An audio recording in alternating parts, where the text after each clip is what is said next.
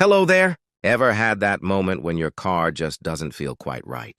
Like something's a little off? That's exactly what happened with this 2016 Lincoln MKX. It started misfiring, specifically on cylinder number 2. When we hooked up the diagnostic machine, it confirmed our suspicions. Cylinder 2 was indeed struggling. The good news is, we were able to pinpoint the issue and get it resolved.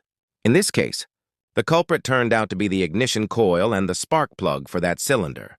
Replacing them was a straightforward fix. For those curious about engine layouts, it's helpful to know how the cylinders are arranged. On this particular engine, Bank 1, which houses cylinders 1, 2, and 3, is located at the rear of the engine. Bank 2, containing cylinders 4, 5, and 6, is situated at the front.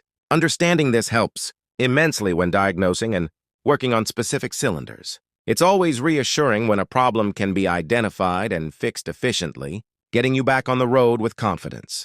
We're happy to have helped get this Lincoln running smoothly again. Thanks for joining us. If you found this helpful, feel free to follow along for more automotive insights.